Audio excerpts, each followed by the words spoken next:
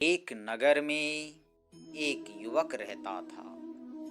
वह कई वर्षों से जमकर मेहनत करता आ रहा था, परंतु कई वर्ष बीत जाने के बाद भी युवक को सफलता नहीं मिली। इस वजह से वह काफी निराश रहने लगा। असफलता की वजह से नकारात्मक विचारों ने उसे अपने गिरफ्त में ले लिया।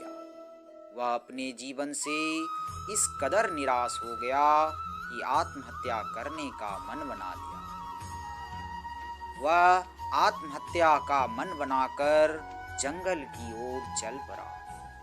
जंगल में जाते हुए उसकी मुलाकात अचानक से एक संत से हुई। संत ने युवक से पूछा, बेटा, तुम इस घनघोर जंगल में क्या कर रहे हो?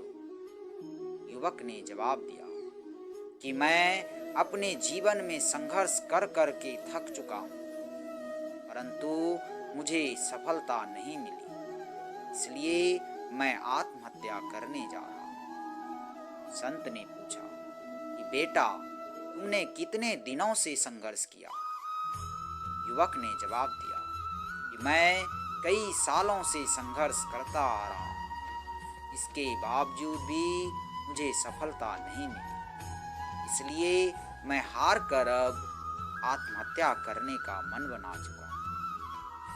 संत ने युवक से कहा, बेटा, तुम घबराओ मत, तुम्हें सफलता अवश्य मिलेगी। इसके लिए तुम्हें निराश होने की कोई जरूरत नहीं, बल्कि और अधिक मेहनत करने की जरूरत है। युवक ने कहा कि मैं इस लायक अब नहीं रहा, मुझसे अब जिंदगी में कुछ भी नहीं हो सकता।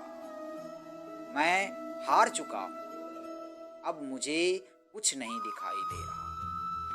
संत ने युवक की निराशा को देखकर उससे कहा, बेटा, आज मैं तुम्हें एक छोटी सी कहानी बताता हूँ। इसे ध्यान से सुनना, क्योंकि इस कहानी को सुनने के बाद तुम्हें निश्चित ही एक नई ऊर्जा का अनुभव होगा और तुम्हें सफलता अवश्य मिलेगी। संत ने कहानी सुनाना प्रारंभ किया। संत ने कहा, एक बार एक बच्चे ने दो पौधे को लगाया, एक बांस का और एक नागफनी का। नागफनी में जल्द ही पत्तियां आ गई, लेकिन एक साल गुजर जाने के बाद भी बांस में कुछ नहीं हुआ। नागफनी का पौधा अब बहुत बढ़ गया था। बच्चे को बांस का पौधा देखकर निराशा हुई। तीसरे और चौथे साल भी बांस के पौधे में कुछ नहीं हुआ। अब बच्चा पूरी तरह से निराश हो गया। लेकिन कुछ दिन बाद बांस के पौधे में अंकुर फूटे और देखते ही देखते बांस का पौधा बहुत बड़ा हो गया। बांस के पेड़ को अपनी जड़ों को मजबूत करने में 4 से 5 साल लग गए। तब जाकर बांस का पौधा बड़ा होना शुरू किया। संत ने युवक से कहा कि अभी आपके संघर्ष का समय है।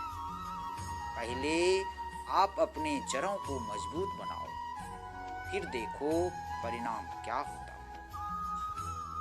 जैसे आपके जड़ मजबूत हो जाएंगे, आप बड़े से बड़े तूफान से आसानी से टकरा जाओगे और उसका सामना भी कर पाओगे।